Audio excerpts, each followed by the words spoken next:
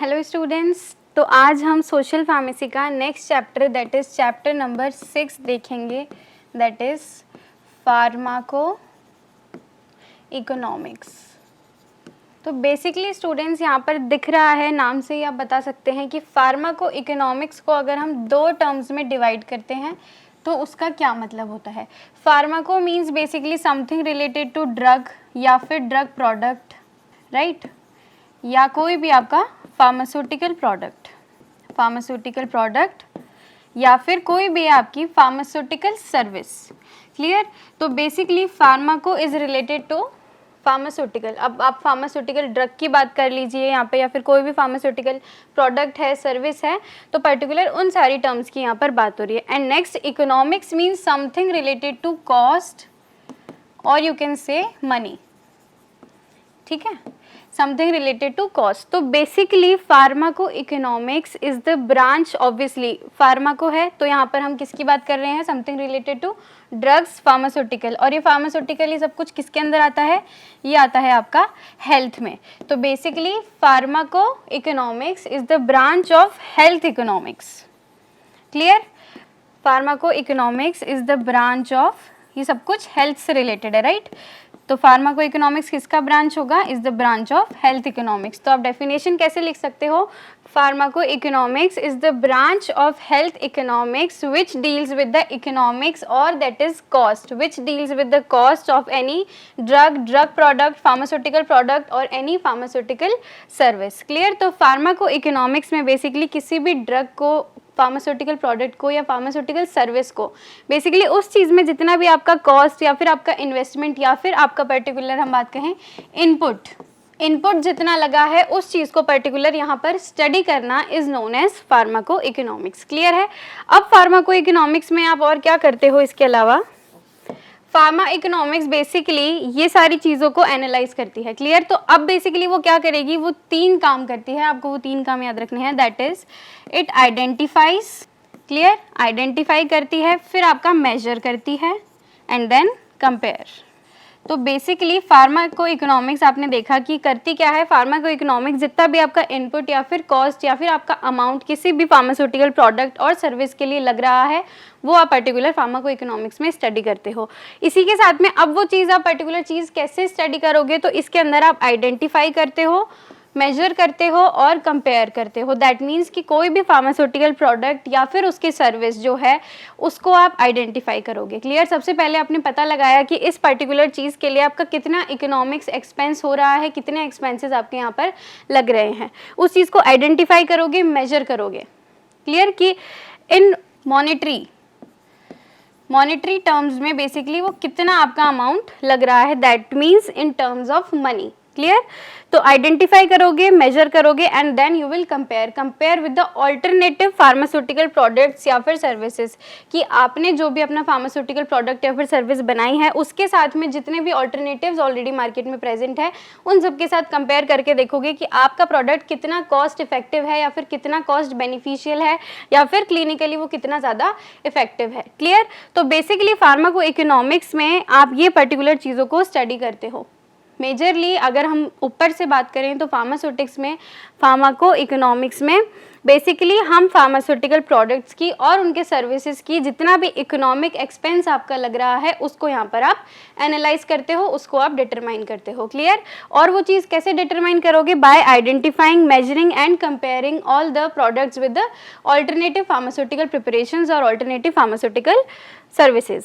Clear. Pharmaco economics में हमने क्या किया है, जो भी आपका ड्रग प्रोडक्ट था, क्लियर, या फिर कोई भी आपका फार्मास्यूटिकल प्रोडक्ट है, सर्विस है, उन सब की क्या की है, आइडेंटिफिकेशन की है, मेजरिंग की है और उनका कंपेयर किया है। ये तो किसका है, बेसिकली आपके ड्रग का या फिर ड्रग प्रोडक्ट का। और इसी के साथ में अब आप सेम चीज़ों को आइडेंटिफाई करोगे, मेजर करोगे और क्या करोगे, कंपेयर करोगे, किसके साथ में, जो भी उसके यहाँ पर कॉन्सिक्वेंसेज आएंगे। क्लियर। कॉन्सिक्वेंसेज जो भी उसके आउटकम्स आपको यहाँ पर आएंगे उसको भी आप यहाँ पर आइडेंटिफाई करोगे, मेजर करोगे और कंपेयर करोगे। तो बेसिकली फार्माको इकोनॉमिक्स में हम दोबारा से एक बार डेफिनेशन देखते हैं। फार्माको इकोनॉमिक्स का आगे सबसे पहले तो is the branch of health economics. Clear. अब ब्रांच ऑफ हेल्थ इकोनॉमिक्स है और उसके बाद में आप क्या कर सकते हो, इन दोनों टर्म्स को ब्रेक करके उसका पर्टिकुलर मीनिंग लिख सकते हो। नेक्स्ट इसके बाद फार्माको इकोनॉमिक्स में हम ये स्टडी करते हैं कि आपका कितना इनपुट यहाँ पर लगा है टू प्रिपेयर या फिर टू इनिशिएट या to start, clear, any pharmaceutical product और service by identifying, measuring and comparing the cost of the drug products or drug services with respect to identifying, measuring and compare with the consequences, या फिर जो भी आपका outcome आया। For example आपने एक drug product को बनाया है, एक ड्रग प्रोडक्ट आपने रिलीज किया है, क्लियर, वो मार्केट में अवेलेबल है, उसी का ऑल्टरनेटिव प्रोडक्ट आपने बनाया है, क्लियर। अब आपने वो ऑल्टरनेटिव प्रोडक्ट बनाया है तो ऑब्वियसली वो किसी ना किसी चीज़ में उससे बेटर होना चाहिए, तभी वो चीज़ हमारी कंसीडर की जाएगी, या फिर जो हमने बनाया है वो हमें कुछ आउटपुट देगा, अदरवाइज वो यूजलेस होगा, क्लियर। तो हमने जो भी एक नया ऑल्टरनेटिव प्रोडक्ट बनाया है, दैट मीन्स जो भी हमने नया फार्मास्यूटिकल प्रोडक्ट यहाँ पर बनाया है, उसको हम क्या करेंगे, उसके लिए जितना भी आपका एक्सपेंस लग रहा है, दैट मीन्स जितनी भी आपकी इकोनॉमिक्स वहाँ पर लग रही है, उस चीज़ को आप आइडेंटिफाई करोगे, मेजर करोगे और कंपेयर करोगे, क्लियर। ये सब करने के बाद में अब उसके कुछ आउटकम्स आएंगे, आउटकम्स दैट मीन्स उसके कुछ कॉन्सिक्वेंसेज आएंगे कि आपने कुछ प्रोडक्ट बना तो दिया, अब उसके बाद उसके और रिजल्ट में क्या आना चाहिए, तो उन रिजल्ट को भी आप आइडेंटिफाई करोगे, मेजर करोगे और कंपेयर करोगे किसके साथ, जो ऑल्टरनेटिव प्रोडक्ट आपका ऑलरेडी मार्केट में अवेलेबल है उसके साथ, क्लियर है। नेक्स्ट फार्माको इकोनॉमिक्स की एक डेफिनेशन है according to ISPOR। ISPOR is international society of pharmaco economics outcome and research, international society of pharmaco economics and outcome research, clear. तो अकॉर्डिंग टू ISPOR ये हमने एक डेफिनेशन देखी कि आप बेसिकली फार्माको इकोनॉमिक्स में करते क्या हो, but this is a standard definition according to ISPOR, that means international society of pharmaco economics and outcome research. तो अकॉर्डिंग टू दिस आपका फार्माको इकोनॉमिक्स का क्या डेफिनेशन रहता है, pharmaco economics is the study of individual firm and market, कि किसी भी individual person का या फिर इंडिविजुअल जो भी आपने प्रोडक्ट बनाया है उसके साथ, उसकी पूरी फर्म के साथ और आपका जो भी मार्केट में ऑलरेडी एग्जिस्टिंग प्रोडक्ट है उसके साथ, with respect to, this WRT is with respect to the use of pharmaceutical product, clear. Basically हम यहाँ पर बात कर रहे हैं कि फार्मास्यूटिकल प्रोडक्ट या फिर फार्मास्यूटिकल सर्विस या फिर कोई भी फार्मास्यूटिकल आपका प्रोग्राम, क्लियर। फार्मास्यूटिकल प्रोडक्ट है, फार्मास्यूटिकल सर्विस है और आपका फार्मास्यूटिकल प्रोग्राम है। तो इन तीनों चीज़ों के लिए जितना भी आपका कॉस्ट लग रहा है, दैट इज आपका इनपुट लग रहा है, और उसके बाद जो भी आपको यहाँ पर आउटकम मिलेगा, दैट मीन्स जो भी कॉन्सिक्वेंस मिलेगा, तो इन सारी चीज़ों को यूज़ करने में आपका जितना इनपुट और आउटकम आपका लग रहा है, बेसिकली उस चीज़ को स्टडी करना, क्लियर। और अब ये फार्मास्यूटिकल प्रोडक्ट, सर्विस या फिर प्रोग्राम आपका इंडिविजुअल भी हो सकता है, किसी फर्म का भी हो सकता है, या फिर एक पूरे मार्केट का भी हो सकता है, क्लियर। नेक्स्ट हम बात करते हैं नीड ऑफ फार्माको इकोनॉमिक्स की, फार्माको इकोनॉमिक्स को पढ़ने की हमें क्या ज़रूरत पड़ गई, या फिर फार्माको इकोनॉमिक्स का मार्केट में आने की क्या नीड है, क्या ऑब्जेक्टिव्स हैं, क्लियर है। तो बेसिकली क्या इसका काम रहता है कि help to determine which drug to develop. सबसे पहले तो हमने ये देखा था कि हम कोई ऑल्टरनेटिव प्रोडक्ट को डेवलप कर रहे हैं, क्लियर है। अब मैं ये देखूंगी फार्माको इकोनॉमिक्स, अगर मैं उस पर्टिकुलर ड्रग का या फिर उस प्रोडक्ट का अगर पूरा स्टडी कर लेती हूँ तो मुझे ये पता रहेगा कि वो ड्रग मुझे डेवलप करने में पहली बात तो कोई एडवांटेज होगा कि नहीं होगा, क्लियर है। उसके ऊपर मैंने इतना एक्सपेंस लगा दिया है, वो मुझे उतना आउटकम दे पाएगी जितना मेरा इनपुट लगा है या नहीं लगा है। तो बेसिकली इस ड्रग को मुझे डिज़ाइन करना है, डेवलप करना है या फिर नहीं करना है, क्लियर। तो बेसिकली इस चीज़ को स्टडी करना है और फिर अल्टीमेटली ये एनालाइज करना है कि जो भी ड्रग प्रोडक्ट या फिर फार्मास्यूटिकल प्रोडक्ट आपने सोचा था वो आपको डेवलप करना चाहिए या फिर नहीं करना चाहिए, क्लियर है। नेक्स्ट इसी के साथ में आता है कि कोई भी अगर नई थेरेपी आ रही है या फिर नई ड्रग थेरेपी जो आ रही है तो उसका क्या इम्पैक्ट पड़ेगा। दैट मीन्स कोई भी नई ड्रग थेरेपी आ रही है, आपने अगर कोई ड्रग बना दी, सबसे पहले तो आप ये देखोगे कि उसकी डेवलपमेंट करनी सही है या फिर गलत है, क्लियर है। उसके बाद अगर आप उसकी कोई नई थेरेपी बना दोगे तो उसके बाद उसकी एस्टिमेशन करोगे और उसको अंडरस्टैंड करोगे कि इसका फुल इम्पैक्ट कितना आ रहा है, जो भी आपकी नई ड्रग थेरेपी है, क्लियर है। नेक्स्ट हम बात करते हैं to make an informal decision regarding appropriate use of drug which have been develop, कि जो भी ड्रग आप यहाँ पर डेवलप कर रहे हो उसका बेसिकली क्या अप्रोप्रिएट डिसीजन या फिर आ रहा है कि आपको वो जो भी ड्रग आपने बनाई है वो कितनी कॉस्ट बेनिफिशियल है और वो कितनी कॉस्ट इफेक्टिव के साथ साथ में आपकी क्लिनिकली कितनी ज़्यादा इफेक्टिव है। तो बेसिकली फार्माको इकोनॉमिक्स में हमने ये देखा था कि कोई भी ड्रग बनाने से पहले आप उसको जितना भी एक्सपेंस या फिर जितना भी कॉस्ट उसमें लग रहा है, जितने भी उसमें इकोनॉमिक लग रही है, उसको पर्टिकुलरली हम यहाँ पर स्टडी करते हैं और वही बेसिकली फार्माको इकोनॉमिक्स की एम्स या फिर ऑब्जेक्टिव में से एक होता है। क्लियर है? नेक्स्ट हम बात कर रहे हैं, हम इतनी देर से बात कर रहे हैं बार बार इकोनॉमिक्स की, और economics which related to cost. तो कॉस्ट क्या है बेसिकली, व्हाट इज कॉस्ट? कॉस्ट क्या है बेसिकली, वो सारे रिसोर्सेज जो भी किसी भी पर्टिकुलर चीज़ को या फिर किसी भी पर्टिकुलर ड्रग को आपको इंट्रोड्यूस करवाने में हेल्प कर रहे हैं या फिर उसकी पूरी डिलीवरी या फिर उसका मैन्युफैक्चरिंग बनने में जितने भी रिसोर्सेज आपके लग रहे हैं। कॉस्ट बेसिकली हमारे साथ एक अमाउंट के साथ साथ में और भी अदर इनपुट्स को भी इन्वॉल्व कर रही है। क्लियर है? तो बेसिकली किसी भी पर्टिकुलर थेरेपी को या फिर नई इन्वेंशन करने के लिए आपके पास यहाँ पे जितने भी रिसोर्स लग रहे हैं उस चीज़ को स्टार्ट करने के लिए, उसकी डेवलपमेंट के लिए, उसको अल्टीमेटिक फाइनल डिसीजन या फिर फाइनल प्लेटफॉर्म पे ले जाने के लिए जितना भी रिसोर्स आपका लग रहा है वो सारा आपका यहाँ पर क्या होगा, कॉस्ट होगा। क्लियर है? नेक्स्ट हम बात करते हैं कॉस्ट के कुछ टाइप्स की। कॉस्ट के टाइप्स आपके बेसिकली 4 टाइप्स की होती है। कॉस्ट आपकी बेसिकली 4 टाइप्स की होती है, that is direct cost, indirect cost, आपकी एक इंटीग्रल कॉस्ट होती है और एक आपकी अपॉर्चुनिटी कॉस्ट होती है। Clear? Basically direct cost, indirect cost, intangible cost and opportunity cost. Clear? तो हम यहाँ पर बात करते हैं डिटेल में। सबसे पहला डायरेक्ट कॉस्ट। डायरेक्ट कॉस्ट आपका 2 क्लासेस में क्लासीफाई होता है, that is direct medical cost and direct non medical cost. तो हम सबसे पहले बात करते हैं डायरेक्ट मेडिकल कॉस्ट। तो डायरेक्ट मेडिकल कॉस्ट में क्या आएगा, सबसे पहले जितना भी मेडिकल सर्विस में आपका जितना भी कॉस्ट लग रहा है बेसिकली वो कॉस्ट। क्लियर है? अब डायरेक्ट कॉस्ट बेसिकली आपकी 2 टाइप्स की होती हैं, that is a fixed cost and second is variable cost.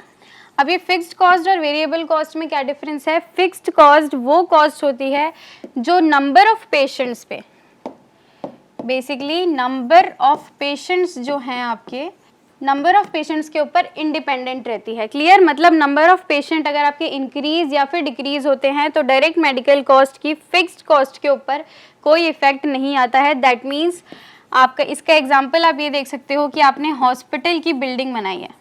Clear? Hospital का बिल्डिंग है या उस टाइम पे आपके जितने भी इक्विपमेंट, आपकी मशीनरी, बेड्स, जितने भी अदर जो भी एक्सपेंसेस हैं उनकी बात कर रहे हैं, तो ये तो फिक्स्ड कॉस्ट है। अब आपने हॉस्पिटल की बिल्डिंग तो बना ली, अब आपके हॉस्पिटल में पर डेली 500 पेशेंट आ रहे हैं या फिर 1000 पेशेंट आ रहे हैं, वो चीज़ वेरी नहीं करेगी, या इवन अगर नहीं भी आ रहे हैं तो इस चीज़ का तो एक्सपेंस आपका लग चुका है। तो बेसिकली ये क्या है, ये आपकी फिक्स्ड कॉस्ट है जो कि नंबर ऑफ पेशेंट्स के ऊपर डिपेंडेंट नहीं होती है या फिर डायरेक्टली या कह सकते हैं इमीडिएटली डिपेंडेंट नहीं होती है। Clear? Immediately dependent number of patient के ऊपर नहीं होती है। और वैसे ही वेरिएबल कॉस्ट क्या है, वेरिएबल कॉस्ट आपकी नंबर ऑफ पेशेंट के ऊपर इमीडिएटली डिपेंडेबल होती है। दैट मीन्स आपका number of drugs, number of आपका सिरिंज, निडल, ये सारी चीज़ें। दैट मीन्स अगर आपका 500 पेशेंट आए हैं, 500 पेशेंट को पूरा 100 पेशेंट को अगर आपका इंजेक्शन लगना है तो उसमें निडल, सिरिंज ये सब लगेगा। क्लियर? और सेम चीज़ अगर आपके 200 पेशेंट के लिए लग रही है तो इस चीज़ का एक्सपेंस आपका वेरी करेगा। That means direct medical cost सबसे पहले तो क्या है, मेडिकल सर्विसेज की जितनी भी कॉस्ट है यहाँ पर वो सारी आ रही है। अब वो आपकी 2 टाइप्स में क्लासिफाइड होती है, that is fixed cost and variable cost. Fixed cost क्या है, आपकी नंबर ऑफ पेशेंट के साथ में इमीडिएटली वेरी नहीं करती है। क्लियर? जैसे हमने एग्जांपल में देखा कि आपने हॉस्पिटल की बिल्डिंग बनाई, इक्विपमेंट बनाए, या जो भी चीज़ें आपने हॉस्पिटल इंफ्रास्ट्रक्चर के लिए बाय की हैं वो सारी फिक्स्ड कॉस्ट के अंडर में आती है। नेक्स्ट हम बात करते हैं वेरिएबल कॉस्ट की। वेरिएबल कॉस्ट बेसिकली क्या है, नंबर ऑफ पेशेंट के ऊपर इमीडिएटली डिपेंडेबल है। क्लियर? उसके अंदर आपके number of drugs, syringe, needle, ये सारी चीज़ें आ जाती है। क्लियर है? नेक्स्ट हम बात करते हैं डायरेक्ट मेडिकल कॉस्ट, हमने यहाँ पर देख लिया। अब हम बात करते हैं direct non medical cost. Direct non medical cost. Direct non medical cost में आपका क्या आता है, जो नॉन मेडिकल सर्विसेज में, नॉन मेडिकल सर्विसेज में जितना भी आपका एक्सपेंस लग रहा है वो सारा आपका डायरेक्ट नॉन मेडिकल कॉस्ट के अंडर में आएगा। क्लियर। फॉर एन एग्जांपल जैसे आपका ट्रांसपोर्टेशन है, ठीक है, ट्रांसपोर्टेशन ऑफ हम एम्बुलेंस मान सकते हैं कि एम्बुलेंस है, या फिर और किसी चीज़ के लिए जो भी नॉन मेडिकल एक्सपेंस आपका लग रहा है, आपका हॉस्पिटल आना जाना, ट्रांसपोर्टेशन, बेसिकली ये इसका पर्टिकुलर एग्जांपल है। और भी एग्जांपल्स आपके होते हैं जो कि आपकी नॉन मेडिकल सर्विसेज में जितने भी आपके लग रहा है एक्सपेंस या कॉस्ट, वो सारा आपका नॉन मेडिकल कॉस्ट का एग्जांपल है। क्लियर। नेक्स्ट हम बात करते हैं इनडायरेक्ट कॉस्ट की।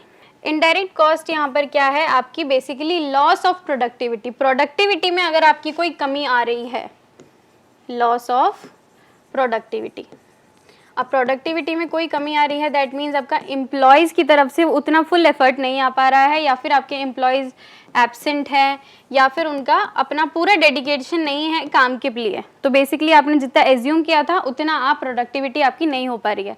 तो इनडायरेक्ट कॉस्ट में वो सारे लॉसेज आते हैं जो कि आपकी लॉस ऑफ प्रोडक्टिविटी की वजह से आए हैं, और नेक्स्ट जो भी आपके एब्सेंटीज, जो भी आपके एम्प्लॉयज़ हैं उनकी एब्सेंटीज की वजह से आए हैं। क्लियर। नेक्स्ट आपके पास आता है intangible cost. Intangible cost basically वो कॉस्ट होती है जिसको आप आइडेंटिफाई तो कर सकते हो, क्लियर, बट आप उसको एस्टिमेट नहीं कर सकते।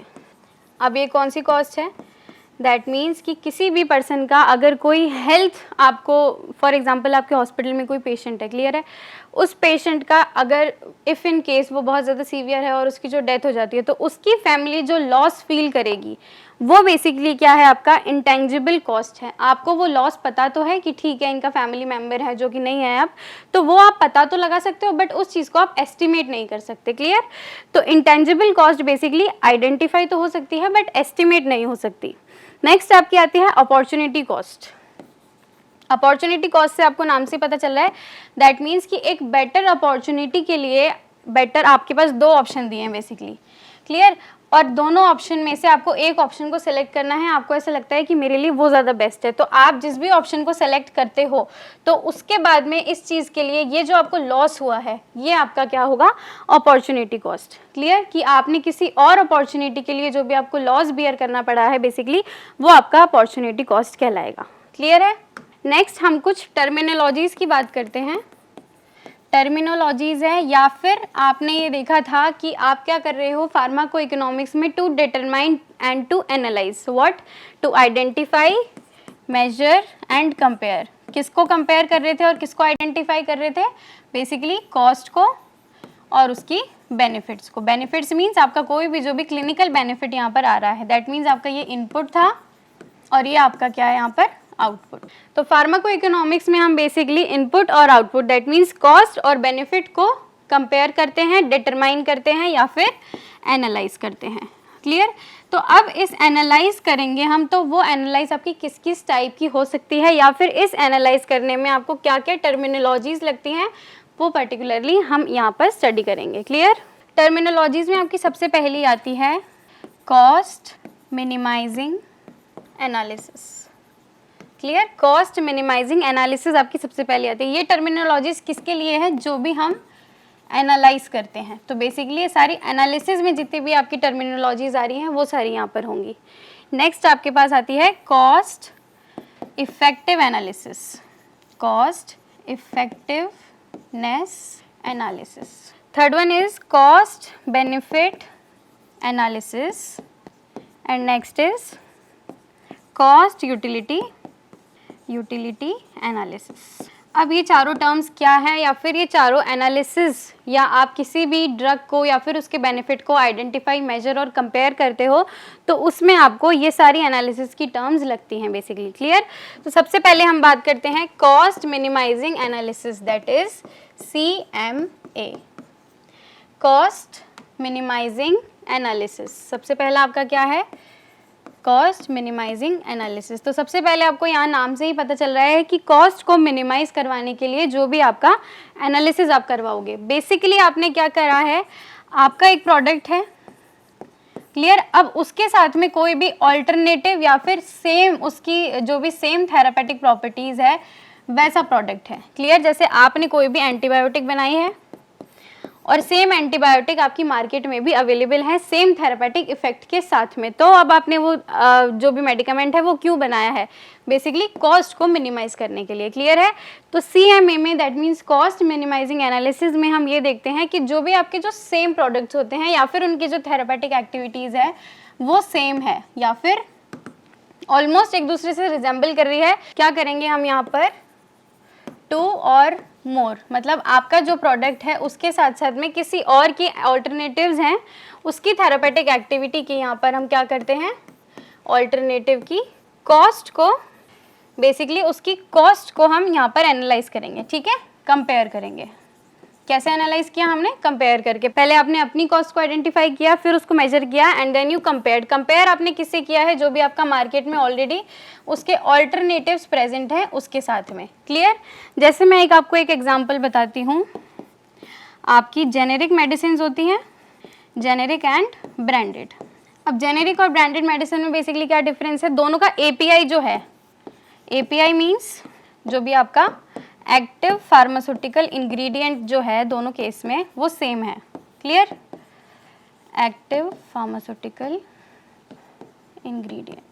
जेनेरिक और ब्रांडेड मेडिसिन का जो आपके पास API होता है that is active pharmaceutical ingredient जो है वो दोनों में सेम रहता है। क्लियर? बट क्या है, जो कॉस्ट है दोनों की वो बहुत ज़्यादा डिफरेंस है, दोनों में कॉस्ट का बहुत ज़्यादा वेरिफिकेशन है। तो बेसिकली CMA में हम क्या करते हैं, जो भी आपकी कॉस्ट है उसको कंपेयर करते हैं किसके साथ? जो भी आपका ऑलरेडी मार्केट में जो उसका ऑल्टरनेट अवेलेबल है उसके साथ। क्लियर? अब बेसिकली इसमें हम क्या एज्यूम करते हैं कि आपका जो भी कॉस्ट है इधर वो ऑलमोस्ट सेम आएगा। क्लियर? क्योंकि दोनों का प्रोडक्ट सेम है, दोनों की थेरेपेटिक एक्टिविटी सेम है, ऑब्वियसली जो भी आप इसमें API का जितना भी कंटेंट लोगे, जो एक्सिपिएंट्स लोगे, ऑलमोस्ट वो सेम ही होंगे। तो हम ऐसा एज्यूम करते हैं कि आपकी जो यहाँ पर कॉस्ट आएगी वो ऑलमोस्ट सेम ही होगी। क्लियर? नेक्स्ट हमारे पास क्या आता है? Cost effectiveness analysis, CEA। Clear?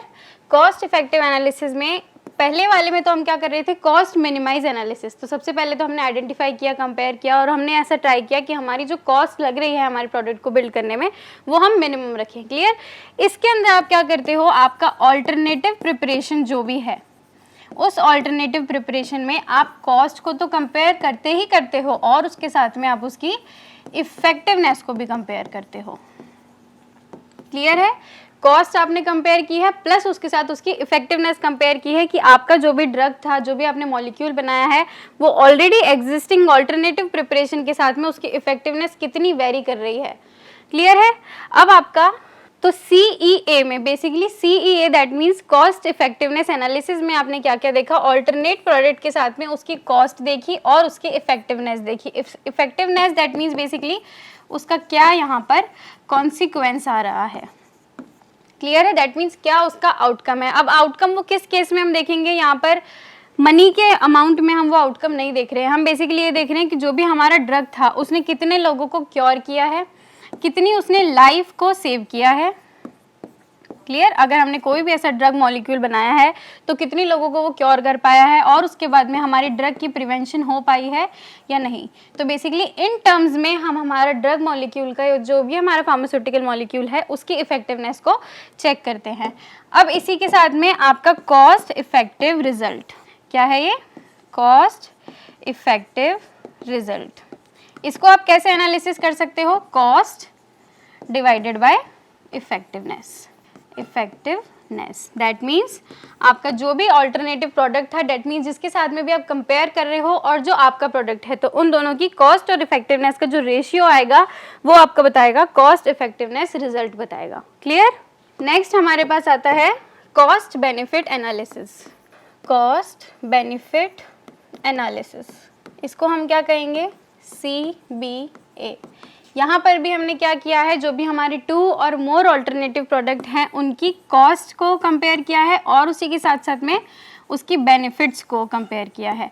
अब बेनिफिट्स, जैसे इसमें बेनिफिट्स की बात हो रही है और यहाँ पर आपकी इफेक्टिवनेस की बात हो रही है, तो दोनों में मेजर डिफरेंस क्या है, दोनों में आपने उसके आउटकम को ही स्टडी किया है, दोनों में उसके कॉन्सिक्वेंसेस को ही स्टडी किया है। बट इस केस में आप क्या करते हो, बेनिफिट जो है ये आपका मॉनिटरी टर्म्स में होती है, मॉनिटरी टर्म्स, और कॉस्ट जो है वो तो ऑब्वियसली मॉनिटरी टर्म्स में ही होगी। क्लियर है? Monetary terms means something related to money, मतलब आपका कितना एक्सपेंस लगा है, कितना आपने इनपुट दिया है इन टर्म्स ऑफ मनी पर्टिकुलरली, वो यहाँ पर कंपेयर किया जाता है। और कॉस्ट इफेक्टिवनेस एनालिसिस में आप क्या देखते हो कि आपकी जो ड्रग है बेसिकली उसका फार्मास्यूटिकली क्या इफेक्टिवनेस आ रहा है वो हम यहाँ पर देखते हैं। और कॉस्ट बेनिफिट में हम ये देखते हैं कि मॉनेटरी टर्म्स में आपका कितना एक्सपेंस यहाँ पर लगा है। क्लियर। नेक्स्ट हम इसमें जो भी आपकी नेक्स्ट कॉस्ट है या फिर नेक्स्ट कॉस्ट और बेनिफिट अगर हमने डिटरमाइन करनी है तो उस केस में हम क्या कर सकते हैं, बेनिफिट को, जो भी आपका बेनिफिट वाला कॉस्ट आया है उसको आपकी एक्चुअल कॉस्ट से माइनस करके हम यहाँ पर नेट कॉस्ट को या फिर नेट बेनिफिट को निकाल सकते हैं। क्लियर। नेक्स्ट हमारे पास आता है cost utility analysis. Cost utility analysis that is CUA। अब यूटिलिटी का क्या मतलब है, बेसिकली यूटिलिटी दैट मीन्स यहाँ पर हम क्वालिटी की बात कर रहे हैं, क्वालिटी। क्लियर है। तो हमने यहाँ पे 2 और मोर अल्टरनेटिव प्रोडक्ट के साथ साथ कॉस्ट तो उनकी देखी ही है, कॉस्ट तो आपकी सब में आ रही है, कॉस्ट के साथ साथ में हम क्या देख रहे हैं यहाँ पर, यूटिलिटी देख रहे हैं। यूटिलिटी दैट मीन्स उसकी क्या क्वालिटी आ रही है आपकी ड्रग की, वो आपकी पेशेंट की लाइफ स्टाइल पे या फिर उसकी पेशेंट की लाइफ की क्वालिटी पर क्या इम्पैक्ट डाल रही है। बेसिकली वो चीज़ हम यहाँ पर कॉस्ट यूटिलिटी एनालिसिस में हम वो पर्टिकुलर चीज़ को यहाँ पर स्टडी करते हैं। क्लियर। अब यहाँ पर ये जो कॉस्ट है ये तो आपकी मॉनेटरी टर्म्स में ही होती है। क्लियर। जैसे हमने अभी पहले वाली कॉस्ट और बेनिफिट्स में देखा था, ये तो मॉनेटरी में ही है, मॉनेटरी की टर्म्स में ही है, दैट मीन्स आपका अमाउंट या फिर मनी की टर्म में ही बात कर रहा है। बट यूटिलिटी आपकी किस बारे में बात कर रही है कि आपकी पेशेंट की लाइफ की क्वालिटी के ऊपर क्या फ़र्क पड़ रहा है, बेसिकली वो CUR that means cost utility result. Cost utility result अगर आपको डिटरमाइन करना है तो आप क्या करोगे इस केस में, cost divided by quality. Clear. अभी क्वालिटी वो पेशेंट की लाइफ की जो क्वालिटी है उसकी पर्टिकुलर यहाँ पर बात हो रही है। जैसे हम इसके एग्जाम्पल की बात करें, जैसे पेशेंट ने कीमोथेरेपी कराई है। क्लियर। किसी पेशेंट को कैंसर है तो उसको कीमोथेरेपी कराना पड़ा है, तो बेसिकली कीमोथेरेपी में क्या होगा, उसकी लाइफ तो उस केस में इंक्रीज हो गई है बट उसकी लाइफ की क्वालिटी जो है दैट मीन्स जो वेल बीइंग है वो रिड्यूस हो गया है, क्योंकि कीमोथेरेपी के आपके पास बहुत सारे साइड इफ़ेक्ट्स हो सकते हैं। बट कैंसर था तो कीमोथेरेपी उसको करवानी पड़ी अपनी लाइफ को सेव करने के लिए, तो कीमोथेरेपी पेशेंट ने करवाई है, उसकी लाइफ तो एनहेंस हो गई है, लाइफ तो इंक्रीज हो गई है, बट उसकी जो वेल बीइंग है दैट मीन्स जो साइड इफ़ेक्ट्स हैं वो उसके बहुत ज़्यादा आ गए हैं, तो उसकी वेल बीइंग है जो डिक्रीज हो गई है। और इसी के साथ साथ में जैसे आपका अर्थराइटिस है। क्लियर। अर्थराइटिस एक डिजीज़ है, बोन डिजीज़ है, जिसमें आप क्या कर रहे हो, नंबर ऑफ मेडिकेशंस देख रहे हो। क्लियर। आपकी बहुत सारी मेडिकेशंस आपकी मार्केट में अवेलेबल है, बट किसी पर्टिकुलर प्रोडक्ट की पर्टिकुलर पर्सन को एक ड्रग का क्वालिटी ज़्यादा बेनिफिशियल लगता है, दैट मीन्स उसको लगता है कि उस वाली कंपनी की दवाई से मेरे को साइड इफ़ेक्ट कम हो रहे हैं या नहीं हो रहे हैं, तो बेसिकली वो चीज़ क्या कर रही है यहाँ पर, लाइफ की क्वालिटी को एनहेंस कर रही है। तो ये चीज़ हम कॉस्ट यूटिलिटी एनालिसिस में पर्टिकुलरली चेक करते हैं। क्लियर है। आई होप ये फार्माको इकोनॉमिक्स की जो कुछ टर्मिनोलॉजीज़ हैं ये सारी आपको क्लियर हो गई होंगी। एक बार क्विकली रिवाइज करते हैं। टर्मिनोलॉजीज़ में सबसे पहले आती है आपकी कॉस्ट मिनिमाइजिंग एनालिसिस, जिसमें आप क्या करते हो, 2 और मोर ऑल्टरनेटिव्स की कॉस्ट को स्टडी करते हो, कॉस्ट को कंपेयर करते हो। ठीक है। कॉस्ट इफेक्टिवनेस में आप क्या करते हो, ये आपकी क्या है, मॉनेटरी की टर्म्स में है। क्लियर है। यहाँ पर कॉस्ट इफेक्टिवनेस एनालिसिस, ये कॉस्ट इफेक्टिव एनालिसिस में क्या है, ये वाली जो कॉस्ट है आपकी ये तो मॉनेटरी की टर्म में है, बट आपकी जो इफेक्टिवनेस है ये क्या है आपकी, बेसिकली फार्मास्यूटिकल की टर्म में हम ये देख रहे हैं कि हमारी जो ड्रग है उसने कितनी लाइफ को सेव किया है, कितना उसका क्योरिटी है, कितना उसकी क्वालिटी है, बेसिकली क्या उसकी एफिकेसी है आपकी ड्रग की। क्लियर।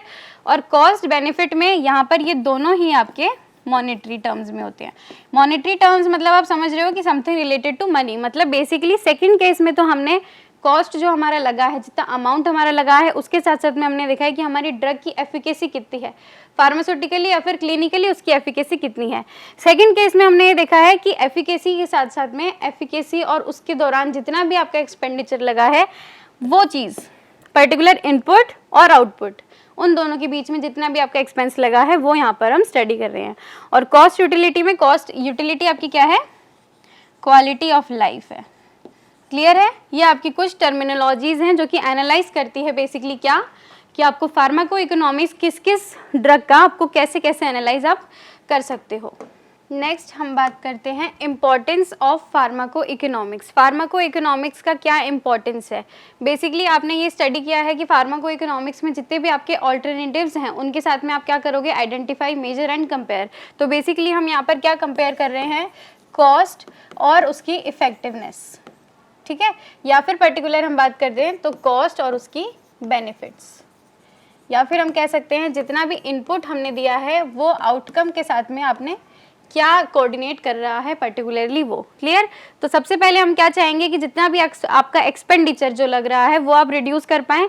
हेल्थ एक्सपेंडिचर क्या है, आपने डिक्रीज करवाना है और हेल्थ केयर रिजल्ट को एनहेंस करवाना है। ऐसा नहीं है कि आपने एक्सपेंडिचर को कम करवा दिया बट जो हेल्थ केयर की फैसिलिटीज़ है वो रिड्यूस हो गई, उसको आपने ऑप्टिमाइज करवाना है। दैट मीन्स उसको आपको और एनहेंस करवाना है। नेक्स्ट इसके बाद में आती है to choose the best among the, मतलब बहुत सारे जो आपने ऑल्टरनेटिव्स बनाए हैं या फिर मार्केट में आपने जो प्रोडक्ट बनाया है उसके साथ में अदर ऑल्टरनेटिव्स प्रेजेंट है, तो उन सारे ऑल्टरनेटिव्स में आपको बेस्ट को सिलेक्ट करना है बेसिकली। क्लियर? तो जितने भी ऑल्टरनेटिव्स प्रेजेंट हैं प्लस जो आप बना रहे हो तो उन सब में आपको बेस्ट को सिलेक्ट करना है। बेस्ट को सिलेक्ट करना है इन विच केस, एक तो कॉस्ट में भी, ऑब्वियसली पेशेंट्स हैं तो पेशेंट को तो कॉस्ट से लेना देना है ही, एक तो कॉस्ट के साथ में और प्लस उसकी इफेक्टिवनेस के साथ में, इफेक्टिवनेस के साथ में। तो पेशेंट जो होगा बेसिकली वो कॉस्ट और इफेक्टिवनेस दोनों को देखेगा और जो भी प्रोडक्ट उसके लिए कम कॉस्ट में मोस्ट इफेक्टिव होगा वो उसी को स्विच करेगा। क्लियर? नेक्स्ट इसका एक इंपॉर्टेंस है to spend less on the cost of health care product and services, की जो भी आपका हेल्थ केयर प्रोडक्ट और सर्विसेज है हम चाहते हैं कि हम उसके ऊपर कम, लेट मीन्स मिनिमम कॉस्ट को एक्सपेंस करें, but that does not mean कि आप उसकी क्वालिटी के साथ में इंटरफेयर कर सकते हो। आपको कॉस्ट को रिड्यूस करना है with enhancing the quality. Clear है? और ये चीज़ कैसे पॉसिबल हो पाएगी, जब आप किसी भी चीज़ को या फिर किसी भी इन्वेंशन को जब आप स्टार्ट करने जा रहे हो तो उससे पहले ही आपने पूरी उसकी फार्माको इकोनॉमिक्स को अच्छे से स्टडी कर लिया है, तो बेसिकली वो यहाँ पर इस चीज़ में आपको हेल्प कर सकती है। और इसी के साथ साथ में आप क्या चाहते हो कि लिमिटेड कॉस्ट, हम यहाँ पर कॉस्ट कम रख रहे हैं, दैट मीन्स लिमिटेड कॉस्ट है, उसमें आपको क्या है, मैक्सिमम बेनिफिट चाहिए, कि मतलब मैक्सिमम जो आपकी इफेक्टिवनेस है वो आपकी हाईएस्ट होनी चाहिए, जो हम अभी तक यहाँ पर बात कर रहे हैं। बेसिकली सारे importance are related to the cost and its benefits या फिर cost and its effectiveness. Clear है? नेक्स्ट क्या है, जो भी आपके क्लिनिकल्स हैं, that means health care professionals हैं, वो यही चाहते हैं कि उनका जो पेशेंट है वो क्या करे, बेस्ट हेल्थ केयर रिसीव करे। क्लियर?